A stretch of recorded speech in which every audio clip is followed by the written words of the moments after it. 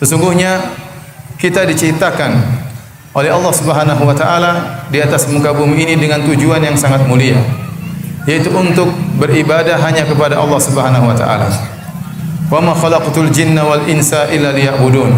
Kata Allah Subhanahu wa taala, tidaklah aku ciptakan jin dan manusia kecuali hanya untuk beribadah kepada-Ku. Oleh karenanya wajib bagi kita setiap muslim untuk dalam sehari semalam minimal 17 kali mengikrarkan tauhid. Dalam salat kita selalu baca surat Al-Fatihah, dan dalam surat Al-Fatihah kita mengatakan iyyaka na'bud. Ya Allah, hanya kepada Engkaulah kami beribadah. Kami tidak beribadah kepada selain Engkau. Hanya Engkaulah Rabb kami. Hanya Engkau yang menciptakan kami. Hanya Engkau yang mengatur alam semesta ini. Hanya Engkau yang memberikan dan mencegah, yang mentakdirkan segala sesuatu. Oleh karenanya ini ikrar yang kita ucapkan minimal 17 kali dalam sehari semalam. Iyyaka na'bud. Hanya kepada Engkaulah kami beribadah. Oleh karenanya kita harus terus mengingat akan hal ini. Berusaha agar dalam kehidupan ini kita tidak terjerumus dalam dosa kesyirikan, syirik apapun. Baik syirik besar maupun syirik kecil. Karena barang siapa yang berhasil menjalankan tujuan yang mulia ini, bertauhid kepada Allah Subhanahu wa taala, terjauhkan dari kesyirikan, maka dia akan meraih banyak keutamaan di dunia maupun di akhirat. Di antara keutamaan-keutamaan orang yang bertauhid kepada Allah Subhanahu wa taala, yang pertama, kalau dia meninggal dalam kondisi bertauhid kepada Allah Subhanahu wa taala, maka dosanya sebesar apapun akan diampuni oleh Allah Subhanahu wa taala. Semakin kuat cahaya tauhidnya, semakin kuat untuk membakar dosa-dosanya. Semakin rendah tauhidnya, semakin kurang keikhlasannya, maka semakin sedikit dosa-dosa yang akan dibakar oleh cahaya tauhidnya. Karenanya dalam hadis qudsi Allah Subhanahu wa taala berfirman, "Ya ibn Adam, law ataitani bi qurabil ardi khataya, thumma laqitani la tusyriku bi syai'a, la ataituka bi qurabiha al-maghfirah." Kata Allah Subhanahu wa taala, "Wahai anak Adam, kalau kau datang bertemu denganku dengan membawa dosa sepenuh bumi ini, bukan sebesar gunung, bukan sebanyak buih di lautan, tidak, tetapi dosa sebanyak bumi ini, seberat bumi ini. Kalau seorang dibangkitkan pada hari kiamat, kemudian memikul dosa seberat gunung Rinjani, maka dia sudah akan sangat payah dan sangat binasa. Bagaimana lagi kalau kemudian dia memikul dosa sebesar bumi ini? Tetapi ampunan bagi Allah sangatlah mudah. Allah berikan kepada siapa? Kepada hambanya yang mentauhidkan Allah Subhanahu wa taala. Dosa-dosa apapun terasa ringan di sisi Allah jika ternyata sang hamba benar-benar bertauhid, tidak pernah berbuat syirik kepada Allah Subhanahu wa taala. Maka Allah berkata, "Ya ibn Adam, law ataitani bi qurabil ardi khataya." Kalau kau datang kepadaku dengan bawa dosa sebesar bumi ini, la thumma la tusyriku bi syai'a, thumma laqitani la tusyriku bi syai'a. Kemudian kau bertemu denganku, yaitu engkau wafat, engkau menemui ajalmu dalam kondisi engkau tidak berbuat syirik sama sekali, la ataituka bi qurabiha maghfirah. Maka aku akan datang menemuimu dengan ampunan sebesar bumi pula. Lihat syaratnya agar dosa bisa diampuni. Tsumma laqitani la tusyriku bi syai'a. Kau bertemu denganku dan kau tidak berbuat syirik sama sekali. Syaratnya berat, tidak berbuat syirik sama sekali. Tapi mudah bagi yang dimudahkan oleh Allah Subhanahu wa taala. Ustaz, bagaimana kalau kita dahulu pernah berbuat syirik? Bagaimana kalau kita pernah percaya kepada dukun? Bagaimana kalau kita pernah pakai jimat? Maka syaratnya tsumma laqitani, yang penting ketika engkau wafat, ketika engkau menemui ajalmu, kau dalam kondisi bersih dari segala kesyirikan. Masa lalu jika seorang bertaubat kepada Allah Subhanahu wa taala, maka akan dihapuskan oleh Allah Subhanahu wa taala. At-taibu kaman la dzamba lahu. Seorang yang bertaubat seperti orang yang tidak ada dosanya. Maka seorang berusaha dan berjihad dan berjuang untuk terus memurnikan tauhidnya, menghilangkan segala penyakit-penyakit kesyirikan yang menyerang hatinya, Sehingga tatkala dia meninggal dunia, benar-benar dia dalam kondisi di puncak keikhlasan. Maka sebanyak apapun dosa yang dia bawa, akan hancur dosa-dosa tersebut dengan cahaya tauhid yang dia miliki. Karenanya tatkala Nabi sallallahu alaihi wasallam membonceng Mu'adz bin Jabal radhiyallahu ta'ala anhu, maka Nabi pernah bertanya kepada Mu'adz, "Ya Mu'adz, atadri ma haqqullahi 'alal ibad wa ma haqqul ibad 'ala Allah?" Wahai Mu'adz bin Jabal, tahukah engkau apa hak Allah terhadap para hamba dan apa hak hamba terhadap Allah?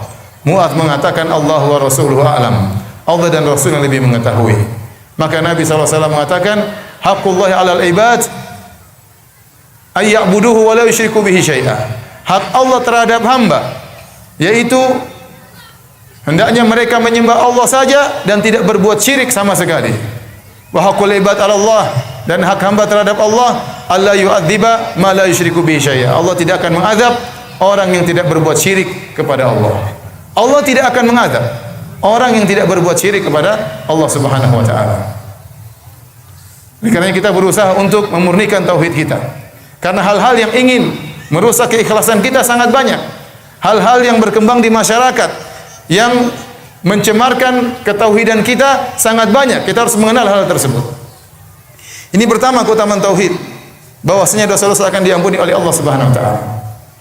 Kemudian di antara keutamaan tauhid yang sangat mulia, itu seorang semakin bertauhid, maka dia akan meraih syafaat Nabi sallallahu alaihi wasallam pada hari kiamat. Syafaat Nabi sallallahu alaihi wasallam untuk mengangkat derajat seorang hamba di sisi Allah Subhanahu wa taala. Dalam satu hadis yang diriwayatkan Imam Al-Bukhari dalam sahihnya, Abu Hurairah radhiyallahu anhu pernah bertanya kepada Nabi sallallahu alaihi wasallam, "Ya Rasulullah, man as'adun nasi bi syafa'atika yaumal qiyamah?" Wahai Rasulullah, siapa orang yang paling bahagia meraih syafaat Anda pada hari kiamat kelak? Siapa orang paling berbahagia? Siapa yang akan mendapat bagian terbesar dari syafaatmu wahai Rasulullah sallallahu alaihi wasallam? Maka apa jawaban Nabi sallallahu alaihi wasallam? Man qala la ilaha illallah khalisan min qalbihi. Seorang yang mengucapkan la ilaha illallah kemudian tulus dari hatinya ucapan tersebut. Benar-benar dia ikhlas tatkala mengucapkan la ilaha illallah. Sebagian ulama tatkala membahas hadis ini menjelaskan bahwasanya kadar syafaat yang diterima oleh seorang dari Nabi sallallahu alaihi wasallam sesuai dengan tingkat keikhlasannya. Semakin dia ikhlas kepada Allah Subhanahu wa taala, semakin dia bersih dari segala bentuk kesyirikan, maka semakin besar syafaat yang akan dia raih dari Nabi sallallahu alaihi wasallam. Dan ini didukung dalam hadis yang lain, kata Nabi sallallahu alaihi wasallam, "Ikhtaba'tu da'wati syafa'atan li ummati yaumal qiyamah, fahiya na'ilatun insyaallah man mata la yusyriku bihi syai'a." Sungguhnya aku menyembunyikan doaku yang pasti dikabulkan. Aku tunda pada hari kiamat kelak pengkabulan tersebut sebagai syafaat bagi umatku. Dan syafaat tersebut akan mengenai insyaallah setiap umatku yang meninggal dalam kondisi tidak berbuat syirik kepada Allah Subhanahu wa taala. Makanya seorang jika dia semakin ikhlas dalam beramal saleh, semakin tidak ingin dipuji oleh manusia, semakin ingin amalannya tidak diketahui oleh orang banyak, semakin tidak mengharapkan ganjaran dari manusia, semakin ikhlas, maka semakin besar dia meraih syafaat Nabi sallallahu alaihi wasallam. Karena tidak semua orang meraih syafaat Nabi sallallahu alaihi wasallam. Kalau tidak diizinkan oleh Allah Subhanahu wa taala, seorang tidak akan mendapatkan syafaat dari Nabi sallallahu alaihi wasallam. Nabi sallallahu alaihi wasallam tatkala melewati sirat, maka Nabi sallallahu alaihi wasallam berkata, "Allahumma sallim sallim." Rasulullah SAW beri syafaat dengan berdoa, "Ya Allah, selamatkanlah umatku, selamatkanlah umatku." Namun apakah semua umat Nabi selamat melewati sirat? Jawabannya tidak. Betapa banyak dari umat Muhammad sallallahu alaihi wasallam yang akhirnya terjerumus dalam neraka jahanam, tidak mampu melewati sirat. Kenapa? Mereka tidak berhak mendapatkan syafaat Nabi sallallahu alaihi wasallam. Nah, kalau kita ingin meraih bagian terbesar dari syafaat Nabi sallallahu alaihi wasallam pada hari kiamat kelak, maka berusaha untuk benar-benar mengikhlaskan niat kita. Berusaha membersihkan diri kita dari segala bentuk kesyirikan. Hadirin dan hadirat yang dirahmati Allah Subhanahu wa taala. Itu adalah di antara keutamaan bertauhid di akhirat. Di antaranya juga barang siapa yang memurnikan tauhidnya, dia akan masuk surga tanpa azab dan tanpa hisab. Nabi SAW menjelaskan bahwasanya di antara umatnya ada 70.000 orang 70.000 orang yang masuk surga tanpa azab dan tanpa hisab. Waktu ditanya siapa mereka wahai Rasulullah? Orang-orang yang masuk surga tanpa azab dan tanpa hisab. Maka Nabi SAW mengatakan humul ladzina la yastarqun wa la yaktawun wa la yatatayyarun wa ala rabbihim yatawakkalun. Mereka adalah orang yang tidak pernah minta diruqyah. Mereka adalah orang-orang yang tidak pernah berobat dengan besi yang dibakar atau dipanaskan. Mereka adalah orang-orang yang tidak pernah mengkait-kaitkan nasib sial dengan apa yang dilihat, dengan apa yang didengar, dengan angka tertentu, dengan hari tertentu, dengan tahun tertentu. Mereka tidak pernah mengkaitkan sial dengan hal-hal seperti ini. Kemudian wa ala rabbihim yatawakkalun, mereka sangat bertawakal kepada Allah Subhanahu wa taala. Dalam segala hal mereka selalu menggantungkan hati mereka kepada Allah. Mereka bertawakal. Tatkala mereka memurnikan tauhid mereka, membersihkan tauhid mereka dari segala bentuk kesyirikan, maka mereka bisa masuk surga tanpa adab dan tanpa hisab. Ini keutamaan di akhirat. Tentunya masih banyak keutamaan-keutamaan yang lain bagi orang yang bertauhid, yang ikhlas kepada Allah Subhanahu wa taala. Dan di dunia orang yang bertauhid akan diberikan keamanan oleh Allah Subhanahu wa taala. Kata Allah Subhanahu wa taala, "Alladzina amanu wa lam yalbisu imanahum bidzulmin ulaika lahumul amnu wa hum muhtadun."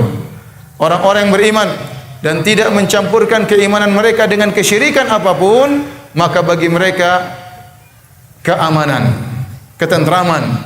Keamanan di akhirat jelas mereka akan aman.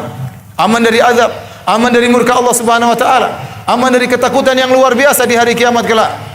Dan di dunia mereka juga akan merasakan keamanan. Hati mereka tentram. Apapun yang terjadi, kondisi apapun yang terjadi di sekitar mereka, mereka bisa lebih tentram, lebih tenang, bisa lebih bertawakal. Dan itu Allah berikan kepada orang-orang yang bertauhid kepada Allah Subhanahu wa taala. Kenapa? Hati mereka sudah terbiasa tergantung kepada Allah Subhanahu wa taala. Hati mereka terbiasa menyerahkan segala urusan kepada Allah Subhanahu wa taala. Maka kondisi apapun yang dialami oleh mereka, mereka akan ditenangkan hati mereka oleh Allah Subhanahu wa taala. Adapun orang-orang yang tidak bertauhid, maka mereka gelisah, ketakutan yang menyelimuti selalu, kekhawatiran yang berlebihan dan yang lain-lainnya. Maka para hadirin dan hadirat, Bapak-bapak dan Ibu yang dirahmati Allah Subhanahu wa taala, ini adalah sebagian dari sekian banyak keutamaan-keutamaan tauhid yang ingin saya ingatkan kepada diri saya dan juga para hadirin hadirat pada kesempatan kali ini. Karenanya, untuk bisa meraih keutamaan-keutamaan ini, mau tidak mau kita harus membersihkan diri kita dari kesyirikan.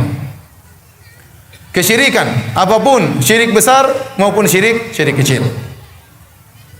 Pada kesempatan kali ini saya akan menyebutkan beberapa contoh syirik-syirik besar dan beberapa contoh syirik-syirik kecil.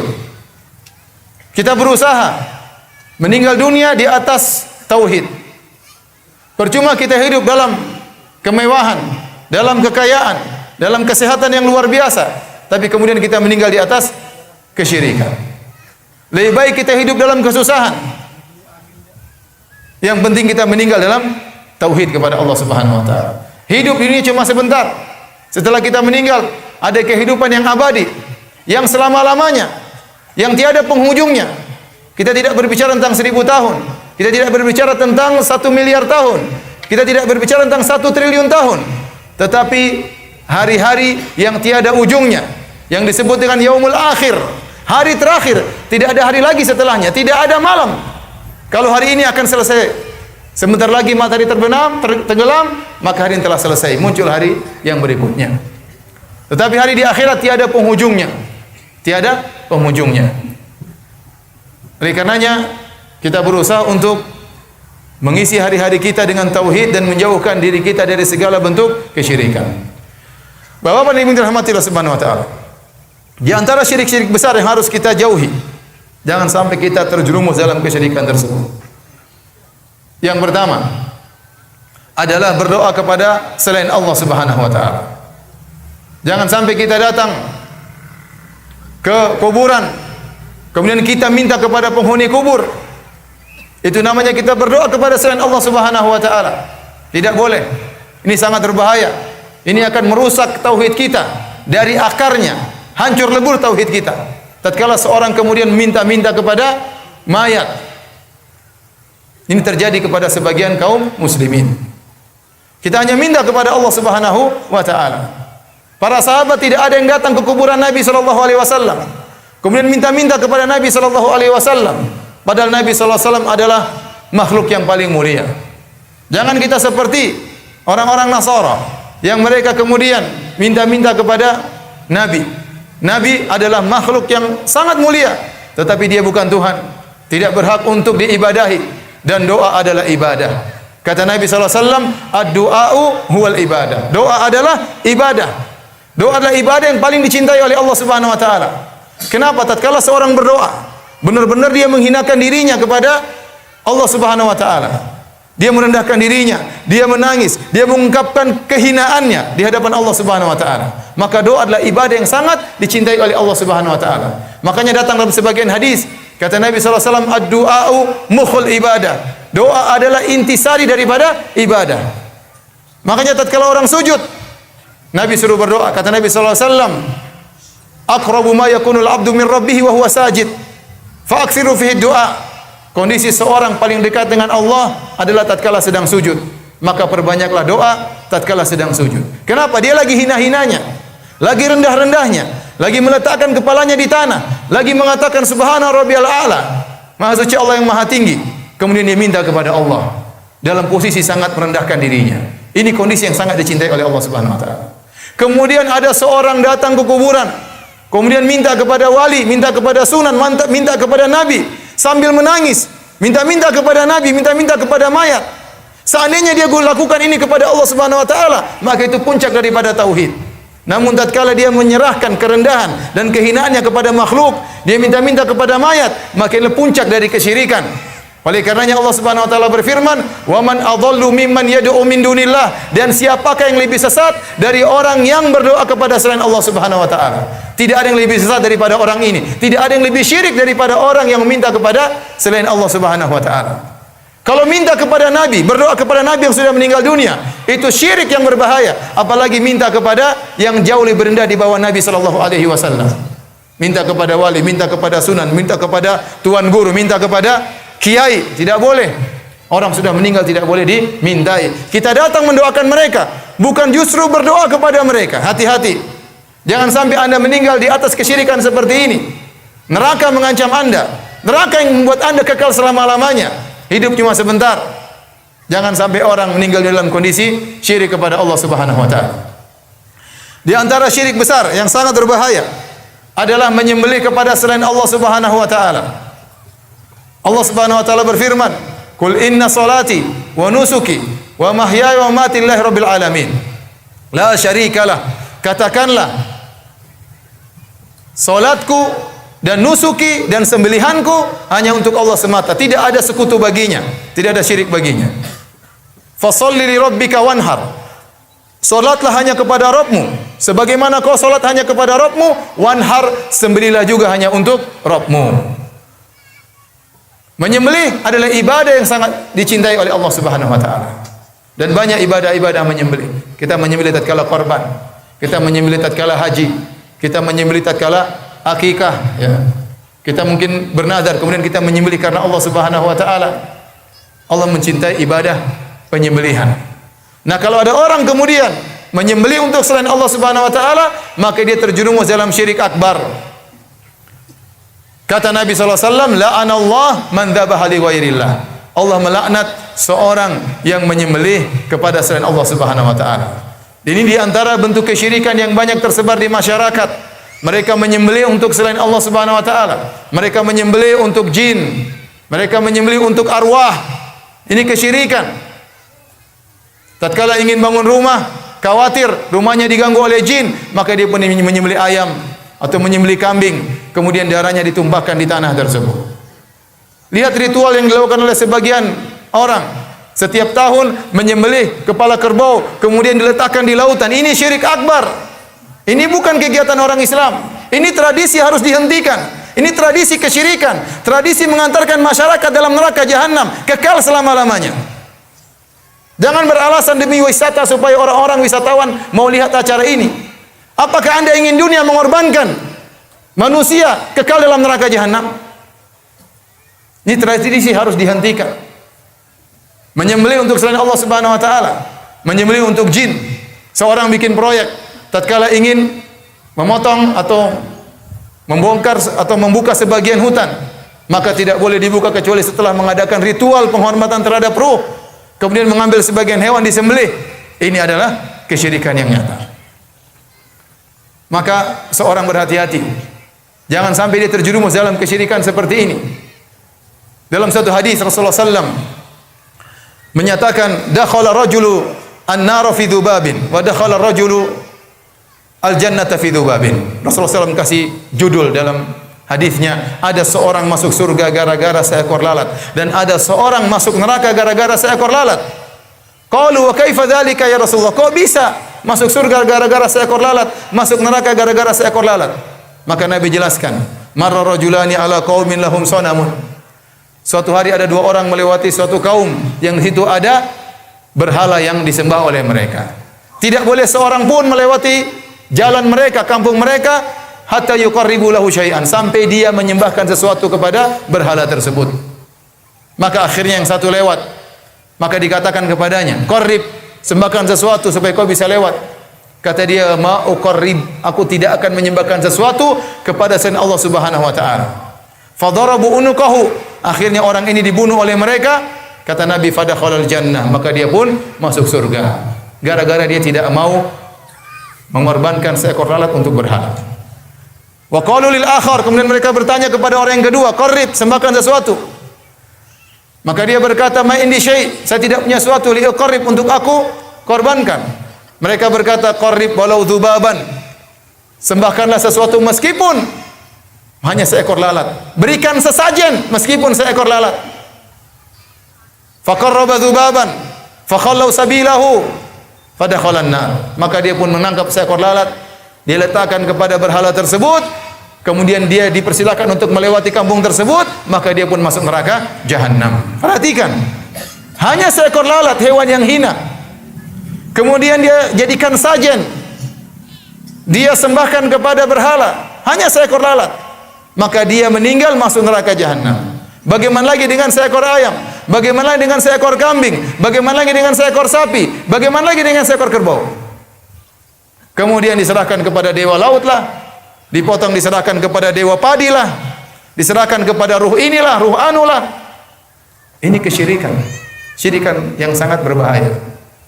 Maka seorang jangan pernah mengikuti acara-acara seperti ini. Jangan dekat-dekat dengan acara seperti ini. Ini mendatangkan murka Allah Subhanahu wa taala. Jika seorang meninggal dunia dalam kondisi melakukan demikian, maka dia akan masuk neraka dan kekal selama-lamanya dalam neraka jahanam. Ibadah yang dia lakukan selama ini akan hancur. Salatnya hancur, umrohnya hancur, bacaan Qur'annya hilang, puasanya hilang, tidak ada manfaatnya. Tidak bermanfaat. Kata Allah Subhanahu wa taala, la in asyrakta la yahbatanna 'amaluk wa la takunanna minal khasirin. Kalau kau berbuat kesyirikan, maka akan gugur seluruh amalan yang kau lakukan. Salatmu, puasamu, sedekahmu, bacaan Qur'anmu, semuanya gugur kalau kita meninggal dalam kondisi melakukan syirik akbar. Waliyadzubillah. Maka berhati-hati. Ini di antara syirik yang banyak tersebar di masyarakat. Di antara syirik akbar yang tersebar di masyarakat adalah percaya kepada dukun. Nabi SAW sudah ingatkan dan mewanti-wanti sejak dulu tentang bahayanya dukun. Kata Nabi SAW, man atakahinan aw arrafan fasaddaqa bima yaqul faqad kafara bima unzila ala Muhammad. Barang siapa yang datang kepada dukun atau paranormal, dalam kurung para tidak normal, kemudian membenarkan perkataannya, maka dia telah kafir kepada Al-Quran. Dia telah kafir kepada Al-Quran. Dan kita tahu bahwasanya dukun di tanah air kita banyak. Hampir setiap kabupaten ada dukunnya. Hampir setiap kabupaten ada penyihirnya. Dan ini barang siapa yang datang kepada dukun, mempercayai perkataan dukun, maka dia telah kafir kepada Al-Quran. Waliyadzubillah. Jangan percaya sama dukun. Dukun adalah temannya syaitan. Terkadang dia bisa meramal dengan benar. Kenapa? Karena dia bekerja sama dengan syaitan. Kalau dia benar, dukun tersebut, ngapain dia praktek jadi dukun? Bukankah dukun berkata, kalau anda ingin kaya, datanglah kepada saya. Kalau Anda ingin mendapatkan istri cantik, datanglah kepada saya. Kalau Anda ingin menang dalam judi, datanglah kepada saya. Sementara dukunnya miskin. Kalau memang dia cepat kaya, ngapain dia buka praktek dukun? Kenapa dia selalu miskin? Kalau memang dia bisa membuat seorang dapat istri cantik, kenapa istrinya jelek? Kenapa? Ada kawan saya datang di Jogja. Kemudian zaman dahulu dia ketemu dengan seorang dukun, orang dukun tersebut bilang ini ada cara untuk menghitung ya forecast. Kata kawan saya, kalau kita ikut cara ini pasti dapat, pasti dapat, pasti menang. Terus kawan saya mengatakan, kenapa Pak Dukun nggak pasang?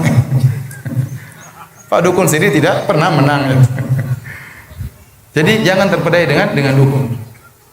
Oleh karena dalam Islam, dukun itu hukumannya dipenggal. Haddus sahir darbatun bisayf. Penyihir, dukun, hukumannya adalah dipenggal. Kenapa dukun bikin gelisah masyarakat? Membuat orang melupakan Allah Subhanahu wa taala. Membuat orang akhirnya hatinya terikat dengan dukun tersebut. Membuat orang terjerumus dalam praktek-praktek kesyirikan. Betapa banyak orang akhirnya keluarganya hancur gara-gara dukun. Betapa banyak orang akhirnya sakit, disantet gara-gara dukun. Makanya kalau ada dukun, jauhi dukun tersebut sejauh-jauhnya. Kita di tanah air ini, sebagian dukun benar-benar dihormati. Sebagian dukun benar-benar disanjung. Ini adalah kesalahan. Harusnya dukun adalah orang terhina. Orang yang rendah, temannya syaitan. Maka hati-hati jangan sampai kita pergi ke dukun bapak dan ibu-ibu. Jangan sampai seorang ingin kaya cepat, maka dia pergi ke dukun. Ingatlah dukun itu juga enggak kaya-kaya. Jangan dibodoh-bodohi oleh dukun. Hadirin hadirat rahmatillah subhanahu wa ta'ala. Ini sebagian dari syirik-syirik besar. Di sana ada syirik-syirik kecil yang juga harus kita jauhi agar tauhid kita menjadi sempurna, agar kita meninggal di sisi Allah Subhanahu wa taala dalam kondisi di puncak-puncak tauhid, sehingga kita meraih keutamaan ikhlas kepada Allah Subhanahu wa taala. Di antara syirik-syirik kecil yang pertama adalah beribadah ingin dipuji dan ingin disanjung.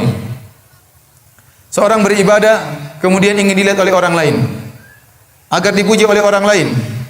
Yang ini dikhawatirkan oleh Nabi sallallahu alaihi wasallam. Dalam hadisnya kata Nabi sallallahu alaihi wasallam, "Akhafu ma akhafu alaikum asyirkul asghar."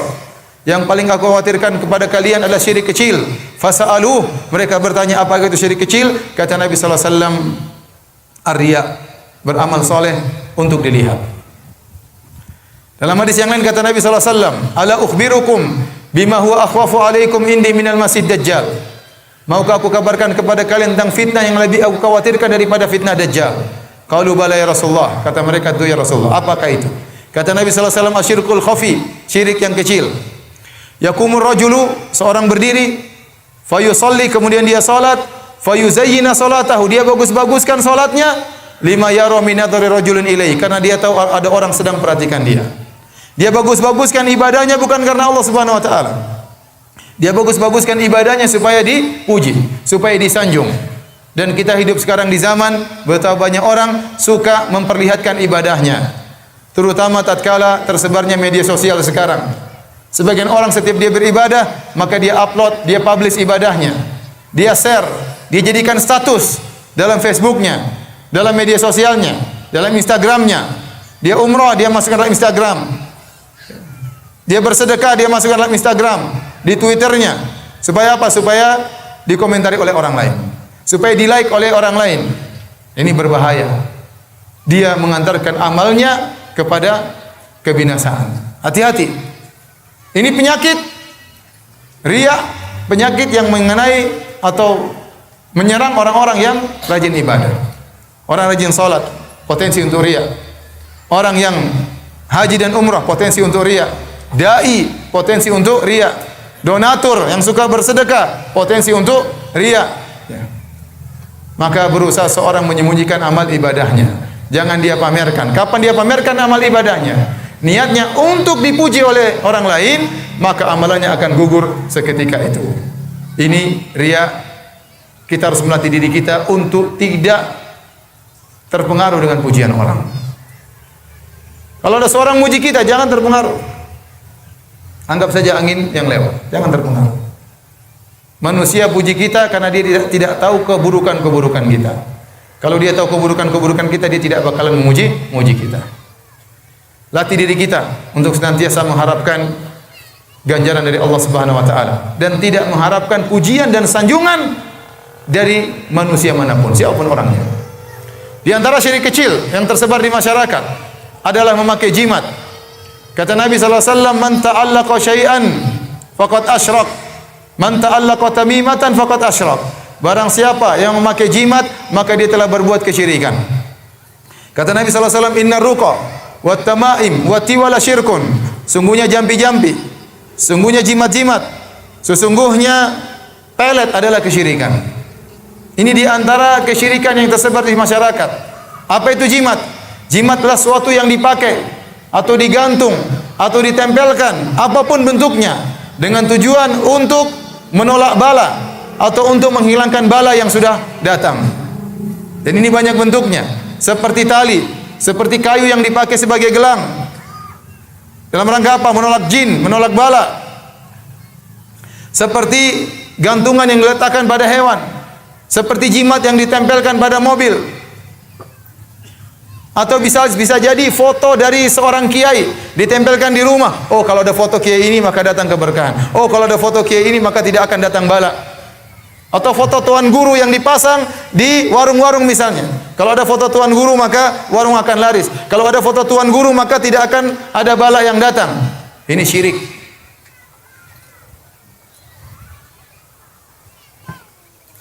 Tidak ada yang bisa menolak bala kecuali Allah Subhanahu wa taala. Nabi SAW tidak pernah mengajarkan cara kita untuk menolak bala dengan jimat, tidak pernah. Nabi SAW telah mengajarkan kita banyak doa. Doa bangun tidur, doa mau tidur, doa keluar rumah, ada doanya. Doa masuk WC, doa keluar WC, ada doanya. Doa mau makan, doa setelah makan, ada doanya. Doa berhubungan dengan istri, ada doanya. Doa masuk pasar, ada doanya. Setiap doa naik kendaraan, ada doanya. Kenapa? Agar kita senantiasa bersandar kepada Allah. Allah yang akan menjaga kita. Doa zikir pagi dan zikir petang, ada doanya. Nabi tidak pernah mengajarkan kalau orang ingin keluar rumah, maka ambil jimat taruh di dadanya kemudian dia keluar. Tidak pernah diajarkan oleh Nabi SAW. Makanya kata Nabi SAW, "Man ta'allaqa syai'an wukila ilaihi." Barang siapa yang menggantungkan sesuatu, maka hatinya akan dibuat bertawakal kepada sesuatu tersebut. Dia betapa banyak orang kalau dia sudah terbiasa pakai jimat pelaris misalnya. Kalau dia pergi ke pasar ternyata jimatnya ketinggalan, dia nggak jadi jualan. Aduh, nanti nggak laris. Berarti hatinya bertawakal kepada jimat tersebut. Betapa banyak orang kalau keluar pakai kayu di tangannya untuk menolak jin. Kalau dia tidak pakai kayu tersebut, takut digoda oleh jin, takut diganggu jin. Bertawakalnya kepada kayu tersebut, kepada gelang kayu tersebut, bukan kepada Allah Subhanahu Wa Taala. Allah sudah ajarin doa. Anda bisa baca 3 qul, Anda bisa baca ayat kursi. Ngapain bersandar kepada kayu tersebut? Oh Ustaz, ini hanya sebab. Allah tidak pernah menjadikan kayu sebagai sebab untuk menolak jin. Allah tidak pernah menjadikan gelang untuk menjadi sebab untuk menolak jin. Satu hari Nabi SAW pernah ketemu dengan seorang yang sedang memakai kalung di tangannya. Nabi bertanya, "Ma hadza?" Apa ini? Kata dia, "Minal wahina." Ya Rasulullah, ini untuk menolak sakit yang saya alami. Kata Nabi SAW, "Inzi'ha." Cabut itu gelangmu. Fa innaka law mita wa hiya 'alaik ma aflata abada. Kalau kau meninggal dalam kondisi gelang itu ada di tanganmu, kau tidak akan selamat selama-lamanya. Hati-hati. Seorang salat rajin salat, sedekah rajin sedekah, rajin baca Quran, ternyata pakai jimat. Kalau meninggal kata Nabi tidak akan selamat selama-lamanya. Nabi SAW pernah mengutus para sahabat untuk memutuskan jimat-jimat, kalung-kalung yang ditempelkan di hewan-hewan. Maka seorang hati-hati, jangan pernah pakai jimat. Mau keluar rumah pakai jimat. Ini jimat menjaga saya. Kalau dia ternyata lupa jimatnya, dia pulang, ambil jimat lagi. Seorang ingin berjihad pakai jimat. Kalau jimatnya ketinggalan, ya, dia pulang lagi ambil jimat supaya tidak mati syahid. Jadi benar kata Nabi SAW, "Man ta'allaqa syai'an wukila ilaihi." Barang siapa yang menggantungkan sesuatu, dijadikan dia bertawakal kepada sesuatu tersebut sehingga dia lupa kepada Allah Subhanahu wa taala. Yang terakhir di antara syirik kecil yang tersebar di masyarakat adalah tatoyur, mengkait-kaitkan nasib sial dengan sesuatu yang dilihat, dengan sesuatu yang didengar, dengan hari tertentu, dengan angka tertentu, dengan bulan tertentu. Ini semua namanya tatoyur. Kata Nabi SAW, at-tiyaratu syirkun. Tatoyur adalah kesyirikan. Dan ini juga banyak tersebar di masyarakat. Seorang kalau ingin menikah, maka ditanya, calon suami lahir tanggal berapa? Oh, ternyata Kemis Pahing. Kemudian calon istri lahir tanggal berapa? Ternyata Jumat Kliwon. Kemudian dihitung dengan rumus tertentu. Oh, berarti kamu tidak boleh menikah kecuali 6 bulan lagi misalnya. Ini namanya tatoyur. Syirik. Sebagian orang mengatakan, ya, kamu jangan nikah di bulan Muharram. Dan ini terjadi. Jangan nikah di bulan Muharram. Kenapa? Kalau menikah di bulan Muharram akan ada kesialan. Maka tidak ada yang boleh nikah di bulan Muharram. Ini namanya apa? Kesyirikan. Seorang tatkala di rumah, tahu-tahu datang burung hantu, hinggap di rumahnya. Kemudian berpikir, burung hantu datang berarti ada tanda bala. Mungkin akan ada yang sakit, mungkin akan ada yang meninggal. Ini namanya syirik, tatoyur. Seorang tidak berani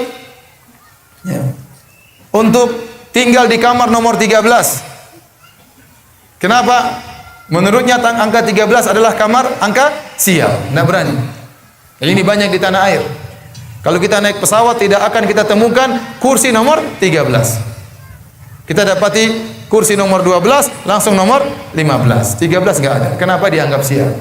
Kalau kita naik lift di Jakarta, ya. Kita masuk di lift ternyata tidak ada nomor 13. Kenapa? Karena bangunannya cuma 8 tingkat. Kenapa? Mereka takut dengan angka 13. Kita dapati lift sana angka 1, angka 2, angka 3, angka 12 sampai angka 13 tidak ada. Ditulis 12A. Baru kemudian 14. Tidak berani mereka tulis 13. Tulisnya apa? 12? 12A. Menurut mereka angka 13 angka sial. Ya akhi, dari mana? Secara logika enggak masuk akal. Bagaimana angka 13 menjadi bisa angka sial? Dari mana? Pakai teori apa angka 13 menjadi angka sial? Apa bedanya 13 sama 14? Bedanya 11, 12, enggak ada bedanya. Enggak ada bedanya. Apa kalau seorang punya rumah nomor 13 berarti dia sial? Enggak masuk akal. Tapi banyak orang yang percaya. Saya tanya sama antum, boleh enggak seorang punya anak 13 orang? Oh, enggak boleh Ustaz. Anak 13 anak sial. Terus bagaimana? Langsung anak 12, langsung anak 14 loncat. Nggak masuk akal, tapi banyak orang percaya. Banyak orang percaya. Ini adalah akidahnya orang kafir yang diadopsi oleh orang Islam, kemudian diyakini dengan seyakin-yakinnya. Angka 13 adalah angka sial. Barang siapa yang meyakini ini, maka dia telah melakukan kesyirikan. Kita khawatir dia tidak dapat syafaat dari Nabi SAW. Taib hadirin dan hadirat Allah Subhanahu wa taala. Ini saja karena waktunya sangat terbatas yang bisa sampaikan. Semoga Allah Subhanahu wa taala menjauhkan kita dari segala bentuk kesyirikan dan semoga Allah Subhanahu wa taala mewafatkan kita di atas tauhid dan di atas sunnah Nabi sallallahu alaihi wasallam. Demikian, kalau ada yang bertanya saya persilahkan. Wallahu taala alam bisawab. Bagaimana hukumnya raja-raja yang ditulis dengan Al-Qur'an? Betapa banyak orang sekarang menulis jimat dengan tulisan Arab. Bahkan sebagian jimat ditulis dengan ayat-ayat Al-Quran. Tapi kalau kita perhatikan, sebenarnya Nabi SAW tidak pernah mengajarkan demikian. Nabi SAW tidak pernah menulis ayat Al-Quran kemudian ditempelkan di rumah. Yang Nabi ajarkan adalah dibaca.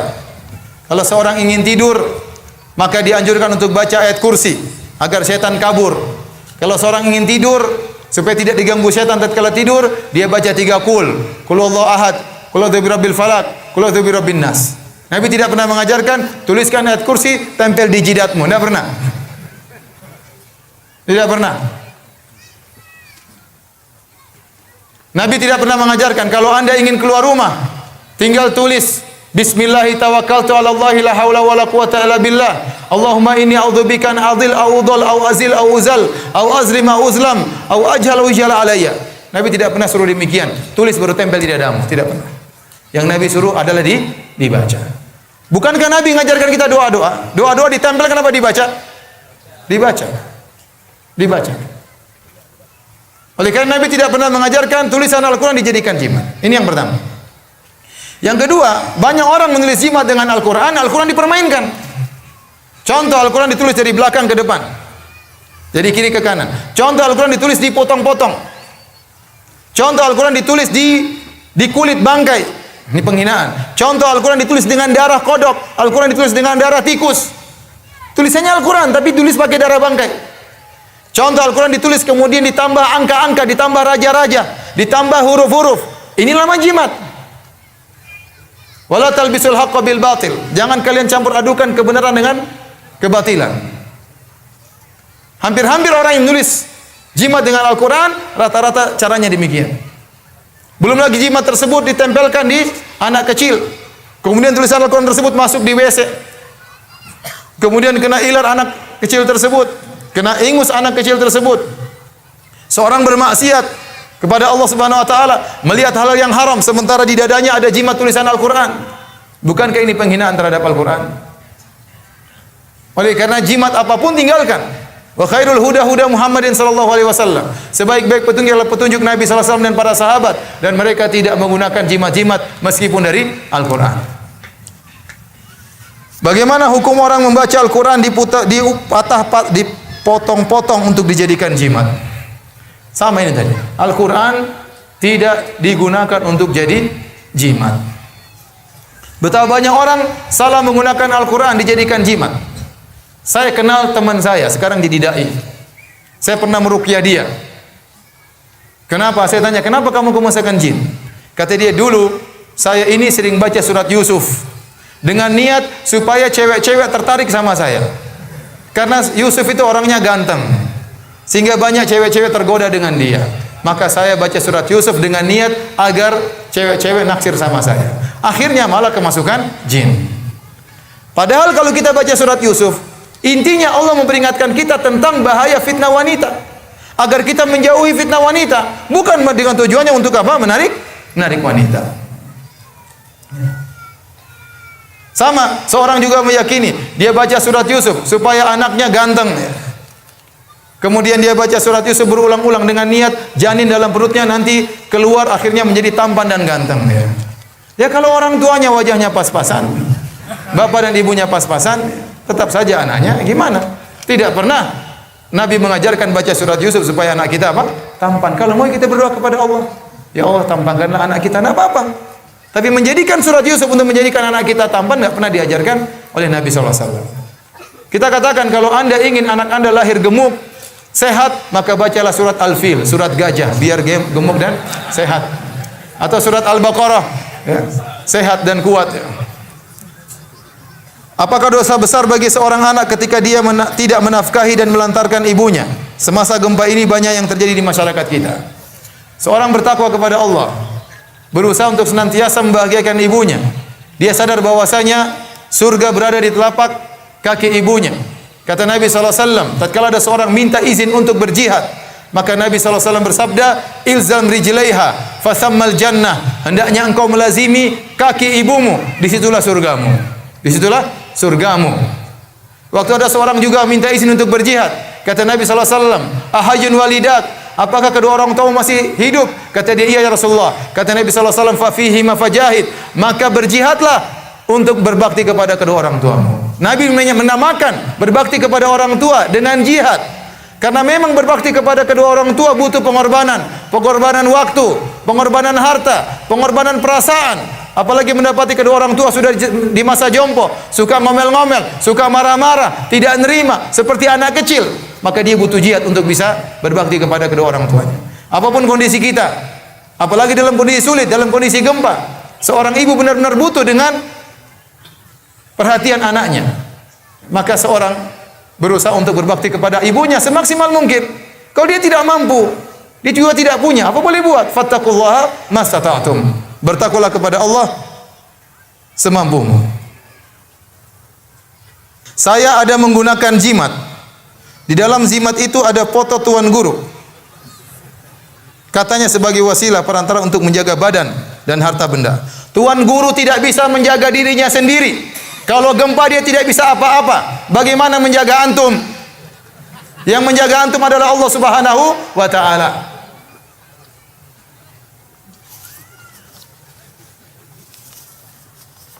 Bagaimana hukumnya makan dengan tangan kiri? Hukumnya dosa. Rasulullah SAW melarang seorang makan dengan tangan kiri. Jangan kalian makan dengan tangan kiri. Fa inna syaitan ya'kul bishimal wa yashrub bishimal wa yakhudh bishimal wa yu'ti bishimal. Syaitan itu makan dengan tangan kiri, minum dengan tangan kiri. Kalau kasih dengan tangan kiri, kalau terima dengan tangan kiri. Dan Allah mengatakan wala tattabi'u khutuwati syaitan. Jangan kalian ikuti langkah-langkah syaitan. Ustaz, syaitan kok hobinya begitu? Itulah namanya syaitan. Hobinya makan dengan tangan kiri, hobinya minum dengan tangan kiri, hobinya memberi dengan tangan kiri, hobinya menerima dengan kiri. Maka seorang jangan mengikuti syaitan. Demikian pengajian kita pada kesempatan kali ini. Semoga Allah Subhanahu wa taala mengampuni dosa-dosa kita dan semoga Allah Subhanahu wa taala menyabarkan kita dalam segala ujian dan musibah dan semoga Allah mengangkat derajat kita dengan kesabaran dalam menghadapi segala musibah dan semoga Allah masukkan kita dalam surganya kelak. Wabillahi taufik wal hidayah. Assalamualaikum warahmatullahi wabarakatuh.